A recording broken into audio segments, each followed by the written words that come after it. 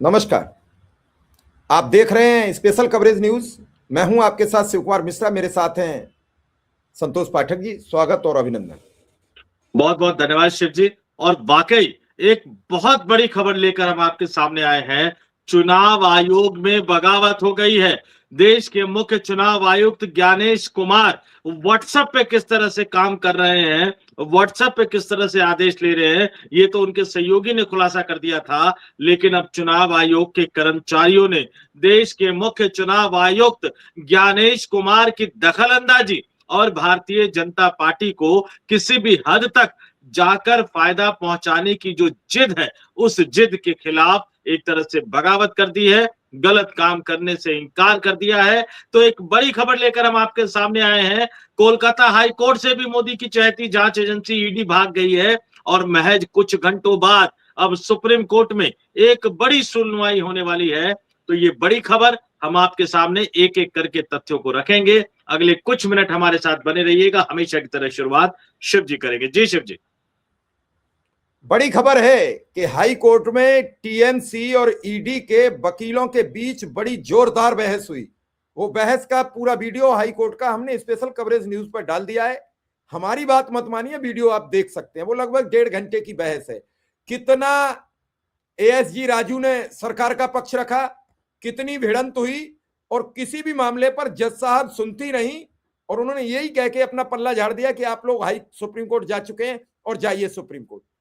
ED चीख चीख कर कहती रही हम कोई सबूत नहीं लाए हैं, एक प्रपत्र नहीं लाए हैं, एक कागज नहीं लाए हैं। इससे अभी उबरे भी नहीं थे सरकार कि तब तक चुनाव आयोग पर भयंकर तुषारापात हो गया। एक साथ 50 अफसरों ने इस्तीफा दे दिया। अब एक साथ 50 अफसरों ने जब इस्तीफा दिया तो हंगामा मच गया। यह इस्तीफा मुर्शिदाबाद जिले में हुआ है, बंगाल के। अब ज्ञानेश कुमार तो पूरी तरह फंसते चले आ रहे हैं, कोई समझ में नहीं आ रहा है क्या करें। और इन अफसरों ने कई आरोप लगा दिए। इन्होंने कहा कि आप व्हाट्सएप से पूरा काम कराना चाहते हैं। संतोष जी ने अभी बताया पूरी डिटेल हम नहीं बताएंगे, हम संतोष जी के पास पहुंचेंगे क्या है पूरा मामला, क्योंकि मामला पूरा फंस गया। अदालत से लेके जमीन तक कहते नहीं है, उसके खिलाफ तो बिगुल फूंक दिया। ये बिगुल फूंक गया है चुनाव आयोग के खिलाफ। चुनाव आयोग माने या न माने, लेकिन चुनाव आयोग का जड़ से लेके आसमान तक, फलक तक, जमीन से लेके फलक तक पूरा विरोध, हर राज्य में विरोध, आम नागरिक का विरोध। वो क्या रहे हैं, वो 50 शिक्षक है पेशे से, वो कह रहे हैं मुझे यहीं रहना है। किसके वोट कट गए? व्हाट्सएप से मैसेज दे रहे हो, अरे लिखित आदेश जारी करो हम काम करेंगे। व्हाट्सएप पर हम कोई काम नहीं करेंगे। और यही बात तो उनके सहयोगी चुनाव आयुक्त ने कहा था कि एक व्हाट्सएप पे मैसेज आया और आपने एसआईआर लागू कर दिया। और इसी वजह से सर्वोच्च अदालत ने नोटिस दिया है कि साहब ये बता दीजिए, हम जजों को तो आपने सुरक्षा प्रदान नहीं की, हम तो अपराधियों के खिलाफ केस सुनते हैं, उन्हें सजा सुनाते हैं, उन्हें फांसी की सजा देते हैं, हम आतंकियों के केस सुनते हैं। आपने ये कभी नहीं कहा कि हम आपको सुरक्षा प्रदान करते हैं, फिर चुनाव आयुक्त को सुरक्षा क्यों? ये कई सवाल पूरी फिजा में घूम रहे हैं। एक एक नागरिक पूछ रहा है, और एक नागरिक ने तो पत्र लिखा है, उस पर भी हम आपके समक्ष पूरी स्टोरी करेंगे। उसने 8 सवाल पूछ लिए हैं और उसने कहा है कि चुनाव आयुक्त महोदय, जैसे आपने 10 अगस्त को प्रेस कॉन्फ्रेंस की, वैसी एक प्रेस कॉन्फ्रेंस करके सार्वजनिक जवाब दो इन सवालों का। मामला पूरा फंस गया है। संतोष जी, हाई कोर्ट और इस्तीफा, क्या करेंगे अब चुनाव आयुक्त? देखिए, सुप्रीम कोर्ट में कुछ घंटे बाद अहम सुनवाई होनी है और ये 50 कर्मचारियों की बगावत जो है, 50 महत्वपूर्ण कर्मचारियों की, क्योंकि यही चुनाव करवाते हैं, यही वोटर लिस्ट बनाते हैं और इन्हीं के ऊपर एसआईआर का सारा दारोमदार है। लेकिन हाई कोर्ट में जो क्या हुआ, कोलकाता हाई कोर्ट में ईडी की जांच, ईडी जो है वो कैसे भाग गई। उन्होंने कहा नहीं जी, हमने तो कुछ जब्त ही नहीं किया है, हमने कोई भी कागज जब्त नहीं किया है। तो इसका मतलब आप वहां करने क्या गए थे? आपने कहा ममता बनर्जी फाइल ले गई, वो तो अपनी पार्टी की फाइल ले गई है। अब ईडी बेनकाब हो गया है कि वहां पे वो ट्रांजैक्शन देखने नहीं गए थे, वो तो तृणमूल कांग्रेस की फाइलें देखने गए थे साहेब, जो ममता बनर्जी लेके चली गई। जब ममता बनर्जी लेके चली गई तो वो काहे को वो मामले की जांच करेंगे, काहे को वो मनी ट्रांजैक्शन देखेंगे। यानी ईडी अपने आप अपने ही बिछाए जाल में फंस गई, कोलकाता से भागना पड़ा। और मोटे तौर पर आपने विस्तार से, हमने स्पेशल कवरेज न्यूज पे उसको अपलोड किया हुआ है, लोग सुन सकते हैं, लेकिन मैं 3-4 चीजें मोटे तौर पर बता देता हूं कि क्या हुआ अदालत में और क्या कहा गया। ईडी ने दलील दी कि इस मामले में आईपैक के सह संस्थापक प्रतीक जैन को खुद याचिका दायर करनी चाहिए थी, खुद याचिका दायर करनी चाहिए थी। आप 6 साल बाद, 5 साल बाद, 7 साल बाद जागोगे और ये तकनीकी पहलू पे आप करते हो कि तृणमूल कांग्रेस के कौन से अधिकार का उल्लंघन हुआ। अरे भैया, उन्हीं की एजेंसी थी जो चुनाव प्रचार अभियान समिति को देखती थी। और आगे टीएमसी की तरफ से जो पेश वकील हुए, उन्होंने कहा कि हमारी याचिका सिर्फ एक ही मुद्दे पे है कि भैया हमारे राजनीतिक दल यानी तृणमूल कांग्रेस का जो डेटा है वो सुरक्षित रहे। किसी भी राजनीतिक पार्टी को डराना या दबाव में लेना ठीक नहीं है, खासकर तब जब पार्टी ने यह याचिका इस डर से दायर की कि उसके 6 साल पुराने राजनीतिक सलाहकार के दफ्तर से उसका डेटा लिया जा सकता है। और आगे जब सरकारी वकील से ये पूछा गया तो उन्होंने कहा, क्या कहा उन्होंने, इसको ध्यान से समझिए। उन्होंने कहा कि कोर्ट ने जो कहा कि याचिका का एकमात्र मकसद राजनीतिक गोपनीय डेटा की सुरक्षा का है, जब सरकार ये कह रही है, यानी ईडी ने कह दिया कि कुछ भी जब्त नहीं हुआ तो इसमें मामला बनता नहीं, तो कोलकाता में आपने मुंह की खा ली। लेकिन आपने यहाँ पे दिल्ली में सुप्रीम कोर्ट में जो याचिका दायर की है, जिसमें सीबीआई से जांच करवाने की मांग की है, अब बताइए क्या हो गया इस देश में।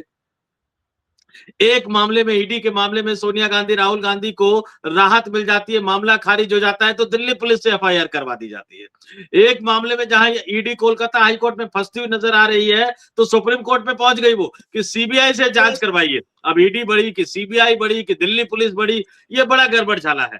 तो इस मामले में अब जस्टिस प्रशांत कुमार मिश्रा और विपुल एम पंचोली की बेंच सुनवाई करेगी और ये सुनवाई कल होगी। लेकिन जो सबसे बड़ी खबर जो दर्शकों के सामने मैं लेकर आया हूं, जिसको दर्शकों को जानना चाहिए, समझना चाहिए, वो खबर पश्चिम बंगाल से आ रही है। मुर्शिदाबाद के फरक्का ब्लॉक में एसआईआर प्रक्रिया के विरोध में व्हाट्सएप पर मिल रहे आदेश, लगातार बदल रहे आदेश, लिखित में कोई आदेश नहीं और पूरे का पूरा प्रोटोकॉल का उल्लंघन, इसका विरोध करते हुए 50 बीएलओ ने इस्तीफा दे दिया है। और सुनवाई के दौरान फरक्का बीडीओ ऑफिस में तोड़फोड़ की घटना भी कही जा रही है। बीएलओ ने आरोप लगाया, इस्तीफा देने वाले बीएलओ ने आरोप लगाया शिव जी कि पूरी प्रक्रिया अस्पष्ट है और इससे असली वोटरों के नाम काटने का खतरा है। यही बात तो राहुल गांधी कह रहे थे, यही बात तो बिहार में तेजस्वी यादव कह रहे थे, यही बात पश्चिम बंगाल में ममता बनर्जी कह रही हैं। आज बाकायदा उन्होंने प्रेस कॉन्फ्रेंस करके ये कहा और एक साथ 50 बीएलओ ने अपना इस्तीफा जो है वो आज जो है वो फरक्का ब्लॉक इलेक्शन ऑफिसर यानी ईआरओ को सौंप दिया है। आरोप लगाया है कि आम लोगों को परेशान किया जा रहा है, प्रक्रिया का पालन नहीं किया जा रहा है और ये सीधे सीधे जो दिशा निर्देश भेजे जा रहे हैं वो लिखित में नहीं भेजे जा रहे हैं, वो व्हाट्सएप पर भेजे जा रहे हैं। व्हाट्सएप पे एसआईआर करवाया जा रहा है, व्हाट्सएप पे सरकार चल रही है। पहले यह कहा गया था कि केवल फॉर्म भरने से प्रक्रिया पूरी हो जाएगी, लेकिन बाद में सुनवाई के नाम पर आम लोगों को बार बार फोन करके बुलाया जाने लगा। अभिषेक बनर्जी जो दिल्ली आए थे 31 दिसंबर को, उन्होंने मुख्य चुनाव आयुक्त से ये पूछा था ज्ञानेश कुमार से कि भैया वृद्ध लोगों को, महिलाओं को बुलाया क्यों जा रहा है, फोन करके क्यों बुलाया जा रहा है और घंटों घंटों तक उनको कार्यालय में खड़ा क्यों रखा जा रहा है। यही बात अब बीएलओ कहते हुए नजर आ रहे हैं। 50 बीएलओ ने सामूहिक तौर पर अपना इस्तीफा दे दिया है, एक बड़ा आरोप लगाते हुए ज्ञानेश कुमार साहब की पूरी पोल खुल गई है, पूरी की पूरी पोल खुल गई है। अब कुछ कहने सुनने को नहीं बचा है, अब तो सब कुछ साफ हो गया कि भाई आप नियम नहीं मान रहे हो, प्रक्रिया नहीं मान रहे हो, आम लोगों को परेशान कर रहे हो, महिलाओं को परेशान कर रहे हो, बुजुर्गों को परेशान कर रहे हो और ये सब आप करवा रहे हो बीएलओ से। यानी सारे पाप का भागीदार बीएलओ। सलाम करता हूं मैं पश्चिम बंगाल के उन 50 बहादुर बीएलओ को जिन्होंने ज्ञानेश कुमार का एजेंट बनने से इंकार कर दिया, इस देश के लोकतंत्र की रक्षा के लिए अपना इस्तीफा सौंप दिया। ऐसे बहादुर बीएलओ को निश्चित तौर पर हमें सलाम करना चाहिए और ये मानना चाहिए कि इन लोगों ने इस देश के लोकतंत्र को अपने कंधे पर सुरक्षित रखने का काम किया है, जिसके लिए नरेंद्र मोदी कहते हैं कि देश की जनता ने मुझे चुना है। लेकिन अब साफ हो गया कि भैया राजीव कुमार की मशीन ने चुना, अब ज्ञानेश कुमार का मशीन उनको चुन रहा है, जनता नहीं चुन रही है। जनता चुन रही होती तो वाराणसी संसदीय क्षेत्र में जो है कई घंटों तक आपको मतगणना के आंकड़ों को रुकवाना नहीं पड़ता पब्लिक होने से। यानी जनता ने नहीं चुना है। गंगा मैया तो पहली बार ही आपको बुला के परेशान हो गई कि भैया क्या आदमी, जुमलेबाज आदमी को ले लिया है, ये तो गंगा मैया की सफाई तो छोड़ो, क्रूज चलवा दिया। और क्रूज में जितना भी गंदा वेस्ट मटेरियल होता है वो कहां जाता है पता है शिव जी? उसी गंगा नदी में जाता है। गंगा नदी को एक तरह से क्रूज चलवा के मौज मस्ती का एक पर्यटन स्थल बना दिया है और बजरंग बली को कह रहे हैं कि उनके नाम पर गेमिंग की जा सकती है। नहीं नहीं, आप भूल गए, एक सिटी बनी थी वहां गंगा में, टेंट सिटी बनाया था दूसरी तरफ। वो कहां गई सिटी? वो है कहीं सिटी? उसकी कोई चर्चा है? कई हजार करोड़ रुपया खर्च हुए थे, कहां है वो सिटी? और संतोष जी, मैं तो सोशल पे जाता हूं तो मोदी जी की रीच बेहद गिरी है, मैं जमीन पर जाता हूं तो लोगों में नाराजगी है, खेत में जाता हूं तो किसान नाराज है, गांव में जाता हूं तो मजदूर नाराज है। फिर वोट कहां से आता है, ये सवाल पूछ रहा हूं मैं इस देश के जनमानस से। बनारस में उन्हें भरोसा नहीं था कि ऐसा भी हो सकता है 6 राउंड हम पीछे चलेंगे। उन्होंने कहा हार जीत तो बड़ी होगी, थोड़ा बहुत ऊपर नीचे हो जाएगा। जब सारी प्रक्रिया अपनाने के बाद वो 6 राउंड पीछे चले तो आप अंदाज लगा लो क्या बुरा हाल होता अगर सब कुछ कब्जे में नहीं होता, कई घंटे वो परिणाम रोके नहीं गए होते, चुनाव हार जाते तो क्या फजीयत होती। इस पूरे प्रकरण ने पूरे देश को हिला दिया। और कहा जाता है हमारे यहां शिक्षक समाज का निर्माता होता है, ऐसे ही नहीं कहा गया। ये जो 50 अफसरों ने, 50 वीएलओज ने इस्तीफा दिया है, ये सब पेशे से शिक्षक हैं और बाकायदा जाते हैं वीडियो ऑफिस में, वहां एईआरओ को इस्तीफा देते हैं, एईआरओ को, और उसके बाद वहां तोड़फोड़ शुरू हो जाती है क्योंकि इसका जवाबदेही तय करनी पड़ेगी। आज ही आपको मालूम है 3 से 4 हजार सेव इन फॉर्म जिनसे वोट कटते हैं एक गाड़ी में पकड़े गए और चुनाव आयोग मौन है। ये सब काम करता कौन है? आपको मालूम है उत्तर प्रदेश में पिछले 2 दिन पहले एक ही दिन में फॉर्म 6 1 करोड़ डाउनलोड हुए। किसने किया डाउनलोड?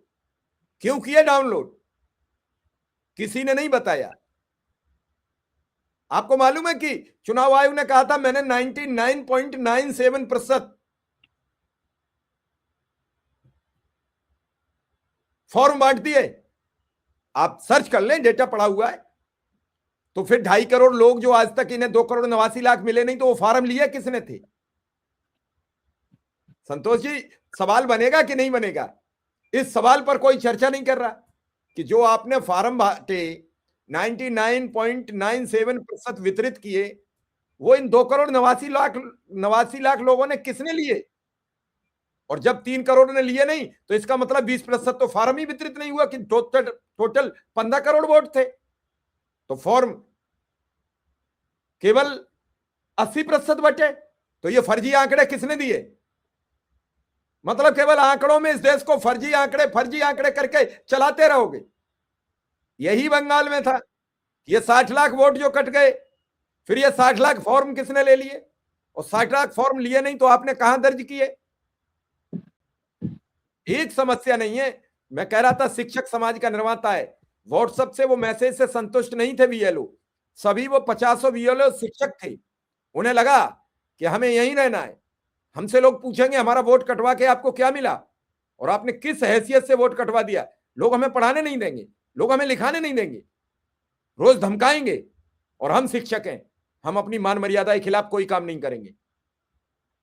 संविधान की शपथ तो सब लेते हैं, संविधान की शपथ लेने ही वाले तो, अभी आपने कल गाजियाबाद का केस सुना होगा, जिस सब इंस्पेक्टर को कमिश्नर ने सम्मानित किया, वो सब इंस्पेक्टर कल 50,000 रुपए की रिश्वत लेते मौके पे पकड़ी गई।